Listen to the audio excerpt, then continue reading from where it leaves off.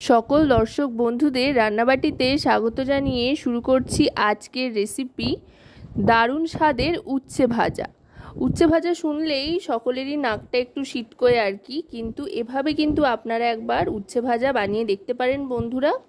যারা উচ্ছে খেতে একেবারেই পছন্দ করেন না তারাও কিন্তু ডাল ভাতের সাথে এরকম উচ্ছে ভাজা খেয়ে নেবে, বেশ ভালো লাগে। আর তিতোটাও কিন্তু অনেক অংশে কম লাগে। এর জন্য প্রথমেই উচ্ছেটাকে গোল গোল একেবারে পাতলা পাতলা করে কেটে নিতে হবে। আর এর জন্য যতদূর সম্ভব একটু কচি উচ্ছে নিলেই ভালো হয়। তারপর এতে পরিমাণ মতো নুন আর হলুদ মিশিয়ে নিতে হবে। আর অবশ্যই কিন্তু উচ্ছেটাকে ভালো করে ধুয়ে শুকিয়ে নিতে হবে। তারপর নুন হলুদের সাথে দিয়ে দিতে হবে বেসন আর চালের গুঁড়ো। বেসন আর চালের গুঁড়ো দুটো মোটামুটি সম পরিমাণে দিয়ে দিলাম।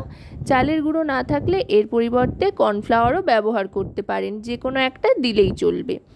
এবার দিয়ে দিচ্ছি এতে লঙ্কার গুঁড়ো আর তার সাথে দিয়ে দিচ্ছি তিল বাটা।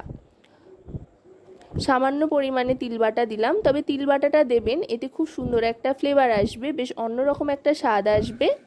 আর বেসন আর চালের গুঁড়োর জন্য কিন্তু খুব ক্রিস্পিও হবে। ভালো করে শুকনো অবস্থাতে গোটাটা মেখে নিয়ে একটু জলের ছিটে দিয়ে নিচ্ছি। বেশি জল দেওয়ার কিন্তু প্রয়োজন নেই, সামান্য একটু জলের ছিটে দেওয়া আর কি, যাতে মশলাগুলো ভালো করে উচ্ছের গায়ে লেগে যায় আর বেসন চালের গুঁড়োটাও ভালো করে উচ্ছের সাথে লেগে ধরে আর কি।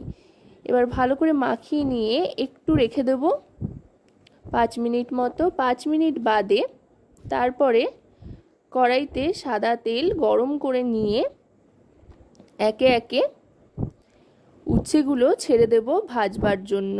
আর 5 মিনিট যখন রেখে দিতে হবে উচ্ছেটা, তখন কিন্তু ঢাকনা দেওয়ার কোনো প্রয়োজন নেই। আঢাকা অবস্থাতেই একটু নজরে রেখে দিতে হবে।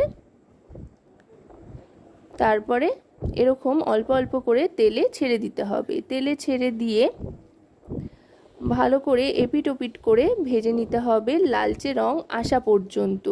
খুবই ক্রিস্পি হয় খেতে। আর যেহেতু বিভিন্ন রকমের মশলা পড়ছে তাই বেশ অন্যরকম স্বাদের হয়। আপনারা আপনাদের পছন্দ মতো যে কোনো ফ্লেভারের মশলাও কিন্তু ব্যবহার করতে পারেন, এই যেমন ধরুন চাট মশলা বা আমচুর পাউডার। আমি এখানে একদম সিম্পলভাবে ঘরোয়া পদ্ধতিতে কম মশলায় করলাম। আপনারা আপনাদের পছন্দ মতো যে কোনো ফ্লেভারের মশলা কিন্তু ব্যবহার করতে পারেন। কথায় কথায় কিন্তু ভাজা হয়ে এসছে। এবার তুলে নিচ্ছি আস্তে আস্তে। আশা করব রেসিপিটি আপনাদের ভালো লাগবে। ভালো লাগলে অবশ্যই রান্নাবাটি চ্যানেলটিকে সাবস্ক্রাইব করে লাইক শেয়ার কমেন্টের মাধ্যমে আমাদের পাশে থাকবেন। আর পাশে থাকা বেল আইকনটি অন করে দেবেন সবার আগে সমস্ত রকম রান্নার নোটিফিকেশান পাওয়ার জন্য। ভাতের প্রথম পাতে কেমন লাগলো জানাবেন।